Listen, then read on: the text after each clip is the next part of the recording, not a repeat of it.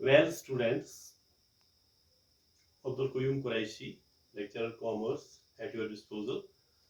आज हम 12th class की एंटरप्रेन्योरशिप में फंक्शंस ऑफ मैनेजमेंट पढ़ने जा रहे हैं। इसमें हमने कल दो फंक्शंस डिस्कस किए हैं। Generally speaking there are various functions of this management. बहुत सारे एक्सपर्ट्स ने अपने अपने तरीके से फंक्शंस ऑफ मैनेजमेंट सिलेक्ट किए हैं और इनमें से कौन कौन से अप्रूव हुए हैं या एक्सेप्ट हुए हैं तो कल आपको मैंने बताया है।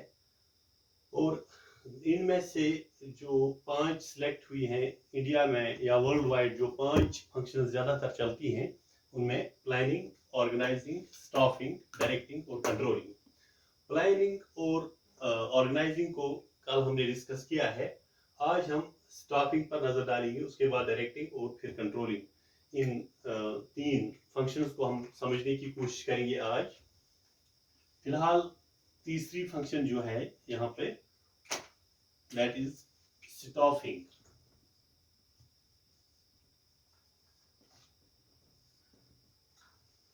Staffing, this is also a very important function of management. खासकर इसमें क्या चीज है, it involves recruitment of right people at right places in the organisation. जब रिक्रूटमेंट की बात आ गई, पहले हम रिक्रूटमेंट लिखेंगे of right people in the organisation. Right people at right places in the organisation, इनका रिक्रूटमेंट हुआ, सिलेक्शन हुई, स्टाफिंग हुई, तो that means it is concern with human resources. जिस तरह एक कंपनी में या एक फर्म में, बिजनेस में प्रोडक्ट्स की अहमियत है, प्रोडक्ट्स एक रिसोर्स माना जाता है, स्टॉक है, फर्नीचर है, कैश है, कैपिटल है। कैपिटल एक रिसोर्स है, कैश प्रोडक्ट्स हैं, फर्नीचर है, या और कुछ और भी कोई चीज़ें हैं। इस तरह से मैन पावर यानी staff, employees, workers of the organisation भी एक रिसोर्स है, उसको बोलते हैं human resource. That means this function is concern with human resource. It is concern with human resources. इसमें क्या होता है, इसमें बोर्ड ऑफ डायरेक्टर्स से लेकर लास्ट एम्प्लॉय तक एक सिस्टम है। तो स्टाफिंग में पहले जो बोर्ड ऑफ डायरेक्टर्स हैं, board of directors, they recruit chief executives. Board of directors perform staffing of chief executives, यानी कि बोर्ड ऑफ डायरेक्टर्स जो हैं ये चीफ एग्जीक्यूटिव्स को अपॉइंट करते हैं। Chief executives, board of directors appoint chief executives. और चीफ एग्जीक्यूटिव्स क्या करते हैं, chief executives perform staffing of these managers। ये मैनेजर्स को अपॉइंट करते हैं। Board of directors perform staffing of chief executives, chief executives perform staffing of managers, और they appoint managers. और मैनेजर्स क्या करते हैं, मैनेजर्स प्रोवाइड ट्रेनिंग। ये ट्रेनिंग देते हैं किनको, सुपरवाइजर्स को, to supervisors. Managers provide training to supervisors.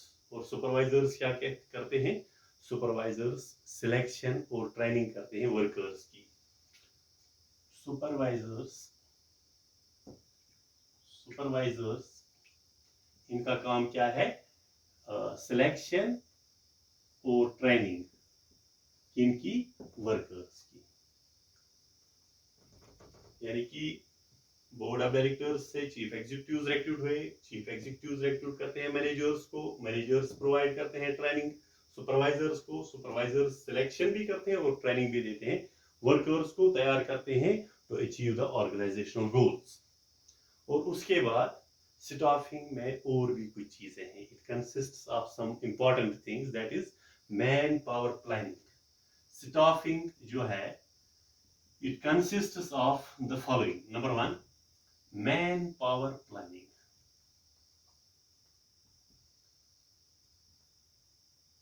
एक इसमें मैन पावर प्लानिंग है. दूसरा क्या है? ट्रेनिंग एंड डेवलपमेंट, या ट्रेनिंग एंड डेवलपमेंट से पहले recruitment, selection and placement. Recruitment, selection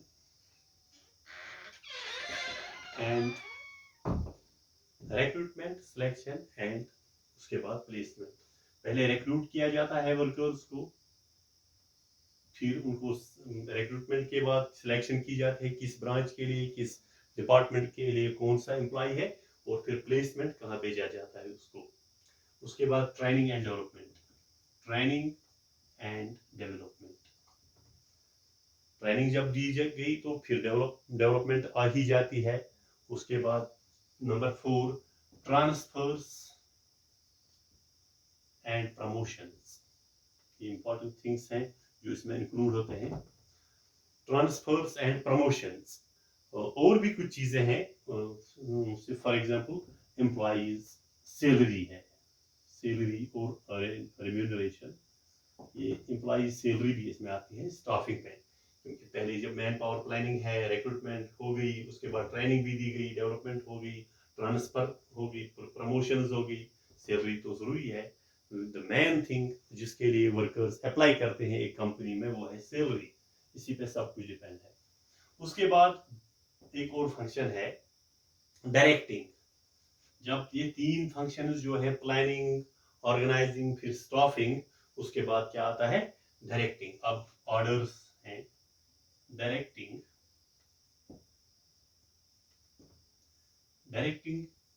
is the main function of this management की एक अच्छी खासी फंक्शन है ये.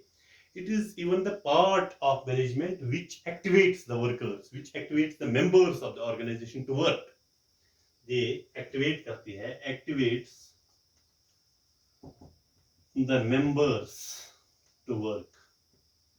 Members of the organization.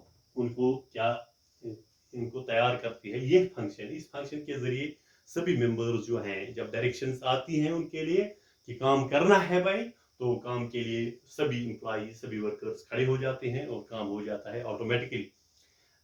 इसमें क्या है, मैनेजर का क्या रोल है? Manager can organise. ये मैनेजर जो है वो ऑर्गेनाइज कर सकता है थिंग्स को, which can be implemented by this function. Manager जो है ये थिंग्स ऑर्गेनाइज कर सकता है. पहले चलो इसने ऑर्गेनाइज किया, लेकिन ऑर्गेनाइज करके वो उन चीजों, उस प्लान को ये क्या करना है, इम्प्लीमेंट करना है. जो भी ऑर्गेनाइज की गई चीजें काम के लिए, किसके लिए कौन सी जॉब है, किसको कहाँ रिक्रूट किया गया, तो सब चीजें तैयार हैं. अब इस पर इम्प्लीमेंटेशन होने की जरूरत है, और काम चलाना है. अब तो ये कैसे होगा implement? It will be implemented through directing function. तो डायरेक्टिंग जो है इस फंक्शन से, ऑर्गेनाइजिंग फंक्शन इसी पे डिपेंड है. जब तक डायरेक्टिंग नहीं होगा, ऑर्गेनाइजिंग फंक्शन का कोई वैल्यू नहीं है तब तक. तो ये वाली फंक्शन, इसका एक और भी रोल है. इसको हम कहते हैं, this function is also known as management in action. इसका नाम है, दूसरा नाम, management in action. Directing function is also known as management in action. यानी कि जब डायरेक्शंस ऊपर से आ गई, बॉस की तरफ से डायरेक्शंस आ गई, फलानी वर्कर्स को ये काम करना है, तो वो तैयार हो जाते हैं, ऑर्डर को इम्प्लीमेंट किया जाता है. That means management in action. कि जो मैनेजमेंट है उस वक्त बिल्कुल महाज पे लड़ रहा है, काम कर रहा है. तो इस सूरत में इस डायरेक्टिंग फंक्शन का नाम है management in action. It also involves supervising, guiding, motivating the workers in order to achieve the goals of the organization. यानी कि supervising एक रोल है, motivating दूसरा रोल है इसका, guiding किनको करता है? वर्कर्स को. इसलिए in order to achieve the goals, actually तमाम फंक्शंस का मकसद है कि जो गोल है गोल्स अचीव होनी चाहिए, achieve the goals of the organisation के गोल्स जो हैं ये अचीव होने चाहिए। इसलिए गाइडिंग, मोटिवेटिंग और सुपरवाइजिंग का काम भी डायरेक्शन फंक्शन से होता है। उसके बाद एक और फंक्शन है लास्ट वाली फंक्शन, जो तमाम जो फंक्शंस है 5, उन पिछली चारों फंक्शंस को एक साथ मिला के कंपनी उस ऑर्गेनाइजेशन को चलाती है, वो है नंबर 5 कंट्रोलिंग। उसको कोऑर्डिनेटिंग भी कहते हैं, कंट्रोलिंग फंक्शन। ये जो फंक्शन है कंट्रोलिंग वाली, this is all the supreme function, we can say सबसे बढ़िया, सबसे ग्रेट फंक्शन जो है सुप्रीम फंक्शन ऑफ मैनेजमेंट। इसमें क्या है, ये बाकी जो 4 हैं उन चारों को एक साथ चलाने वाली फंक्शन, यानी प्लानिंग, ऑर्गेनाइजिंग, स्टाफिंग, डायरेक्टिंग, इन सभी फंक्शंस को एक साथ चलाने वाली फंक्शन कंट्रोलिंग है। क्योंकि अब कंट्रोलिंग ऑफिसर्स, बॉसेस बैठे हैं, इट गाइड्स द मैनेजमेंट। ये एक सबसे बढ़िया है, गाइड्स द मैनेजमेंट। ये किस चीज की गाइड करती है मैनेजमेंट को? About some already performed, predetermined or identified or already found goals, जिनका इंतखाब कंपनी में इस ऑर्गेनाइजेशन ने ऑलरेडी किया है। प्लानिंग में या ऑर्गेनाइजिंग में कुछ इंतखाब यानी आइडेंटिफाई हुए हैं कुछ गोल्स, उनको अचीव करना है। ऑलरेडी फाउंड, ऑलरेडी आइडेंटिफाइड, जो आइडेंटिफाई हुए हैं गोल्स, उनको अचीव करने में गाइड करती है कंट्रोलिंग फंक्शन। अच्छा, इसके अलावा क्या है, कंट्रोलिंग ये इंश्योर करता है, it ensures every plan is being implemented in the organisation, यानी एवरी प्लान, इसके लिए इंश्योर करता है, ensures that every plan is being implemented. Planning function ठीक है, वो प्राइमरी फंक्शन है, जो भी प्लान बनाया जाता है मैनेजमेंट की तरफ से वो इम्प्लीमेंट होना चाहिए। जो इम्प्लीमेंटेशन होती है, इम्प्लीमेंट वो होती है कंट्रोलिंग फंक्शन से, यानी ये सभी जो फंक्शंस हैं इनके पेरेंट हैं, ये इसी के ऑर्डर पे सब कुछ चलता है। अच्छा, जब इम्प्लीमेंट हो गया ये, प्लानिंग जो है वो क्या काम करती है? प्लानिंग जो बेसिक प्राइमरी फंक्शन है, that planning provides basis, planning जो है ना, it provides basis of controlling, basis of controlling. लेकिन कंट्रोलिंग क्या करता है वापस, बदले में क्या देता है controlling? Planning provides the basis of controlling, but controlling gives meaning to planning. ये जो है ये मीनिंग देता है किसका? प्लानिंग। यानी कि अभी तक अगर कंट्रोलिंग फंक्शन नहीं होगी तो प्लानिंग का कोई मानी ही नहीं है, इसकी कोई मीनिंग नहीं है। तो कंट्रोलिंग जो है ये प्लानिंग फंक्शन की मीनिंग प्रोवाइड करते हैं, मीनिंगफुल बना देती है उस फंक्शन को, किसको? प्लानिंग वाली। अब एक वेरी इंपॉर्टेंट चीज है जो हमें देखना है, उसमें क्या इंक्लूड होता है कंट्रोलिंग वाली फंक्शन में। कंट्रोलिंग में 2-3 चीजें इंपॉर्टेंट हैं। The following steps are included in this controlling function. Number 1, norms, जो ऑर्गेनाइजेशन के नॉर्म्स हैं, रूल्स हैं, norms for the desired performance. जो नॉर्म्स हैं, एक कंपनी को कौन सी परफॉर्मेंस वर्कर्स की जरूरत है, उस परफॉर्मेंस को के लिए जो नॉर्म्स हैं रखे गए हैं वो है इसमें। फिर measuring the actual performance, measuring और measurement, measuring actual performance. Actual performance measure होती है इससे, क्योंकि अगर हम एस्टिमेटेड परफॉर्मेंस देखेंगे वो कम भी हो सकती है, ज़्यादा भी, जो कंपनी का ऑर्गेनाइजेशन का मैनेजमेंट का टारगेट होता है, वो टारगेट बराबर करने के लिए मेजरमेंट है इस फंक्शन में। तो तीसरा क्या है, comparing actual performance with the fixed. ये भी एक ही मायने रखते हैं ये कंपेयर करना है actual performance with the fixed performance.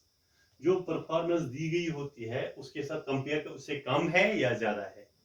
और उसके बाद एनालाइजिंग डिविएशंस, एनालाइजिंग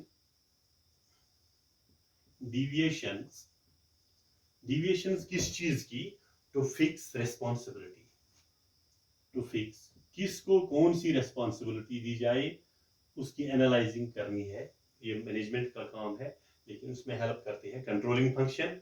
और लास्ट पॉइंट जो है टेकिंग करेक्टिव एक्शन, यानी कि किसी भी किस्म की एक्शन अगर लेनी हो मैनेजमेंट को, वर्कर्स से लेनी है, मैनेजर से लेनी है, टॉप मैनेजमेंट से लेनी है एक्शन, या कोई इंस्पेक्शन करनी हो, तो उसमें क्या जो एक ही रॉड फिक्स करनी है हर एक वर्कर से, हर एक टॉप मैनेजमेंट के एम्प्लॉइज से, या हर प्रोडक्ट के लिए एक टेकिंग करेक्टिव